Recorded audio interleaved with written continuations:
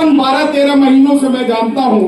मैंने जितना इन्हें समझा है, इनकी जिंदगी का मकसद मुझे सिर्फ इतना सा समझ में आया है, वो ये है कि इतनी सी जुस्तजू है, इतनी सी आरज़ू है, इसी जुस्तजू में हूं, खुशियां अगर मिले तो जमाने में बांट दूं। आइए आप सबका इस्तकबाल करने के लिए माइक का तशरीफ ला रहे हैं जनाब डॉक्टर अनीस बेग, और आपसे गुजारिश है कि एक बार जोरदार तालियों में उनका इस्तकबाल करके बताएं कि आप उनसे कितनी मोहब्बत करते हैं। अनीस बेग जैसा हो, अनीस बेग जैसा हो।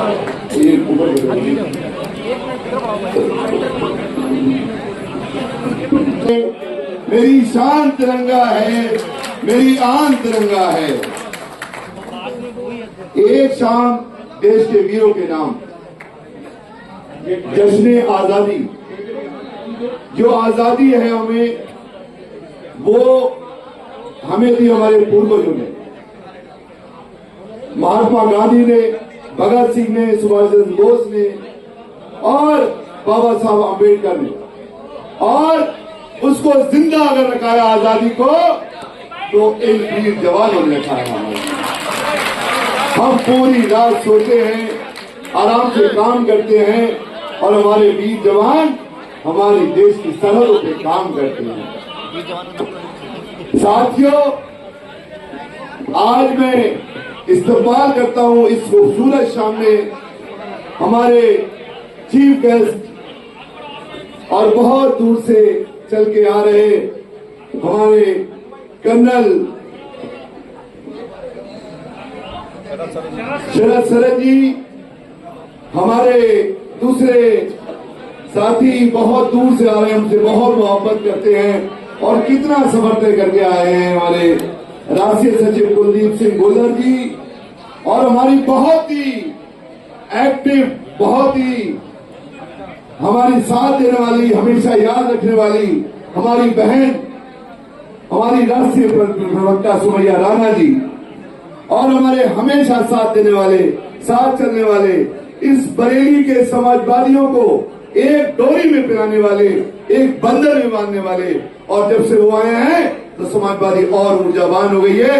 हमारे अध्यक्ष, हमारे जिला अध्यक्ष शैलेश यादव जी, हमारे बहुत ही तारीफी प्रेसिडेंट, हमारे बहुत ही महानगर को एक डोर में पिराने वाले, हमारे साथियों को एक करने वाले हमारे शमीम खान सुल्तानी जी, हमारे सैनिक प्रकोष्ठ के जिला अध्यक्ष राकेश यादव जी, जिन्होंने बहुत मेहनत की इस प्रोग्राम को सजाने में, और दूसरा नाम रेहान रजा खान, जो हमारे महानगर अध्यक्ष हैं सैनिक प्रकोष्ठ के, हमारे राजेश मौर्य जी, हमारे भाई, हमारे साथ चलने वाले, हमारे कैंप के प्रभारी हमारे हरिओम प्रजापति जी, हमारे लल्ला भाई, हमारे बड़े भाई, हमारे बहुत ही हमेशा साथ देने वाले हमारे दोस्त, हमारे सच्चे साथी, अगर मैं कह सकता हूं, जब जब डॉक्टर अनीस बेग पे कोई मुसीबत आई है, हमेशा साथ खड़े होने वाले, हमेशा साथ देने वाले हमारे आईएमए के आज प्रेसिडेंट बैठे हुए हैं हमारे रवि अग्रवाल जी, बहुत बड़ी बात है सर, बहुत सम्मान की बात है हमारे लिए।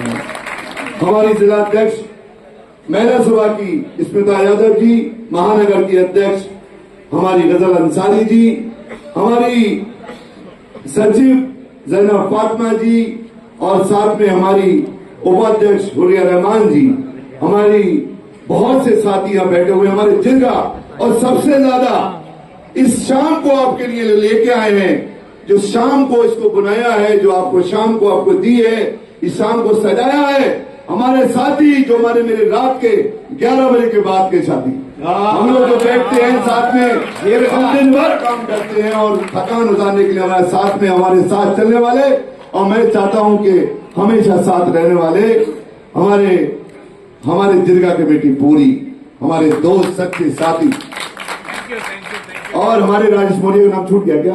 अरे सर, किसी का नाम छूट जाए, प्रोग्राम बहुत बड़ा है, तो मैं अपनी बात खत्म करता हूं। मैं यही कहना चाहता हूं कि हमारे अध्यक्ष आइए यादव जी, आइए आगे बिठा दिए सबको। साथियों, मैं तो हमेशा से कहा है कि डॉक्टर अनीस बेग एक आपका सच्चा दोस्त बनने चाहता है, एक आपका सेवक बनना चाहता है। और हम लोग के मैंने खुद और हमारे साथियों ने ये डिसाइड किया है कि ये जो आजादी की हमने तरंग जलाई है, और नदीम फारूक साहब से भी और जितने भी हमारे यहाँ पर जो जितने भी शायर हैं, यहाँ पर जो भी फेमस शायर पूरी हस्तियां हैं, सब हमसे आपसे वादा करते हैं कि जश्न आजादी को हम हमेशा कायम रखेंगे इंशाल्लाह। हाँ, हमेशा से, और आपको बुलाते रहेंगे। साथियों, डॉक्टर अनीस बेग आपका दोस्त, आपका साथी, आपका हमदर्द, और मैंने तो हमेशा, देखिए मैं खुद डॉक्टर हूं, मेरी बीवी डॉक्टर है, मेरे दोनों बच्चे डॉक्टर हैं। मुझे कुछ नहीं चाहिए, अल्लाह ताला ने बहुत कुछ दिया है। अगर मैं कुछ करना चाहता हूं तो आप लोग के लिए करना चाहता हूं, आपके लिए काम नहीं चाहता हूं। और ये आपने देखा होगा मुझे जिस हिसाब से मैंने काम किया है, जिस हिसाब से लोगों के बीच में गया हूं, जिस हिसाब से लोग जुड़े हैं मेरे साथ में, तो बस ऐसे ही जुड़े रहिएगा, अलग मत होइएगा डॉक्टर अनीस बेग से। उस दिन डॉक्टर अनीस बेग खत्म हो जाएगा जिस दिन आप मुझसे अलग हो जाएंगे। इसी बात खत्म करता हूँ। शुक्रिया बहुत बहुत सभी शहरों का, बहुत बहुत इस बरेली के शहर में, आला हजरत के शहर में, इस्नात नगरी के शहर में बहुत बहुत खैर मकदम करता हूँ आपका। आप इन हमारे जितने भी साथी बैठे हुए हैं, मुझे लग रहा है कि शाम देश के वीरों के नाम जरूर कामयाब हो। आज़ादी की बहुत दिल की गहराई से मुबारकबाद देता हूँ पूरे देशवासियों को, और हमेशा डॉक्टर अनीस बेग की तरफ से और उनके साथी की तरफ से एक मोहब्बत का पैगाम गया है, क्योंकि दिल जो है और हम लोग आगे अपने देश को मोहब्बतों से बढ़ा सकते हैं, नफरतों से कभी नहीं बढ़ा सकते। तो हमेशा हम लोगों ने मोहब्बत देने का पैगाम किया है, और मुशायरा और कवि सम्मेलन ने तो जब जब ज़रूरत पड़ी देश को तब तब कवि और शायर निकल के आए हैं, और इन्होंने देश को जागृत किया है और देश को एक हलचल पैदा की है ताकि जो है सरकारें सुधरें और अच्छे काम करें। और आज हम लोगों ने यहाँ मुशायरा, पहले लोग ख़त्म हो गया था, लेकिन हम लोगों ने यहाँ पर 15 अगस्त, क्योंकि बहुत बड़ा दिन है हमारे लिए, तो आज हम लोगों ने सोचा कि जो हमारे वीर जवान हैं, उन वीर जवानों के लिए एक हम शाम यहाँ पर करें, उनके नाम करें। तो हमारे कैप्टन जो शरद सरन जी हैं यहाँ पर, वो भी आए हैं प्रदेश अध्यक्ष, तो उनके उपलक्ष्य में, और सब हमारे वीर जवान भी आए, आप देख रहे होंगे। इसके लिए हमने एक शाम वीरों के नाम रखी है। ये तो मेरी पूरी एक ही मेरी तमन्ना है कि सब मोहब्बत रहे, हिंदुस्तान में मोहब्बत फैले, सब मोहब्बत से रहें और हमारा हिंदुस्तान आगे बढ़े। हिंदू मुस्लिम सिख ईसाई एक गुलदस्ते की रहें, और इस गुलदस्ते को सजाना संवारना हम सबकी जिम्मेदारी है।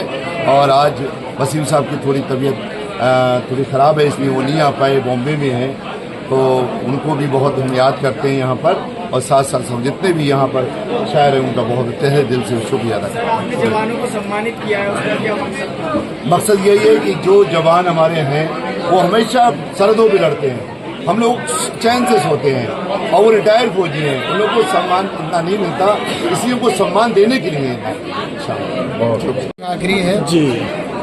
आज जो मुशायरा हो रहा है, आप क्या कहना चाहते हैं कवि सम्मेलन में? सबसे गुजारिश करूंगा चले जाए। हिंदुस्तान के माहौल को या कहीं के दानिश जमाल साहब, वो भी आज की खूबसूरत शाम में तशरीफ ला चुके हैं। दानिश जमाल साहब से गुजारिश करूंगा बहुत जल्दी स्टेज पर आ जाएं। डॉक्टर साहब से उनका भी स्वागत करेंगे। दानिश जमाल और तमाम शायर जो इसलिए आज आए हुए हैं यहाँ, और उनका मकसद ही यही है। बड़े भाई तबरेज राणा जी, मोहब्बतों का पैगाम। शायर तबरेज राणा जी, मैं उनका भी दिल की गहराइयों से जी, आज के समय में जो है मुशायरे कवि के सम्मेलन कम होता चला जा रहा है, डीजे की देखते हुए, क्या कहना चाहते हैं? हर अच्छी चीज कम हो रही है, तो लेकिन इसका मतलब ये नहीं है खत्म नहीं होगी, ये बढ़ जाएगी। और अच्छी शायरी या सारे लोग नीचे चले जाएं। मोहब्बतों की शायरी मैं बड़े अदब से, बड़े एहतराम से सब करने लोगों वाले को गुजारिश करता हमेशा हूं कम लोग रहे कि हैं। सारे लोग काफी और नीचे हमेशा चले ये जाएं। याद रखिए कि बड़ी बड़ी जंगें छोटे छोटे लोगों ने जीती हैं, कम लोगों ने जीती हैं। तो मोहब्बत करने वाले कम जरूर हैं, मगर खत्म नहीं हुए हैं, और मोहब्बत करने वाले ही जीतेंगे। क्या नाम है सर आपका? मेरा नाम आजम शाह। कहाँ से बिलोंग करते हैं? मैं कासगंज से रहता हूँ। शहर रहा है, लेकिन मैं डॉक्टर अनीस बेग साहब को मुबारकबाद पेश करता हूं कि इन्होंने दोबारा यहाँ उर्दू और हिंदू को जिंदा करने का काम किया है, मोहब्बत का पैगाम देने का काम किया है। और आज जश्न आज़ादी है, तो जश्न आज़ादी पर मैं भी मुबारकबाद पेश करता हूं, और डॉक्टर अनीस साहब को इसलिए मुबारकबाद कि इन्होंने साहित्यकारों का यहाँ सम्मान करने का काम किया। लेकिन सियासी लोग खड़े हुए, सियासी लोगों ने इस आजादी का दूसरा मतलब निकाल लिया। हिंदू को मुसलमान से अलग किया, मुसलमान को सिख से अलग किया, सिख को ईसाई से अलग किया, इस देश को टुकड़ों में बांटने की साजिश की गई। तब मेरे जैसे किसी तड़पे हुए शायर ने कहा कि नाम पर मजहबों के लड़ भिड़कर यूं ही सड़कों पे डर बहातोगे। सरहदों ने अगर लहू मांगा, दोस्तों सरहदों को क्या दोगे।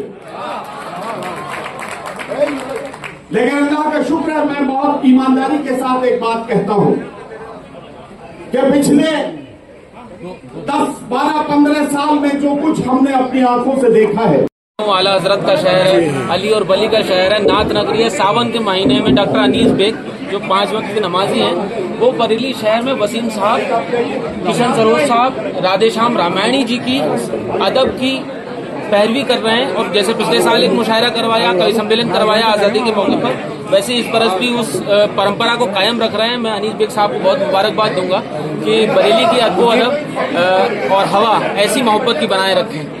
और आप सब लोगों से बहुत बहुत शुक्रिया अदा करता रहूंगा कि ऐसी अदब की महफिल कवर जरूर करें, क्योंकि आप लोकतंत्र का चौथा स्तंभ हैं जो आजकल बहुत महत्वपूर्ण भूमिका रखता है भारत के लोकतंत्र में। बहुत धन्यवाद। जय हिंद, जय भारत।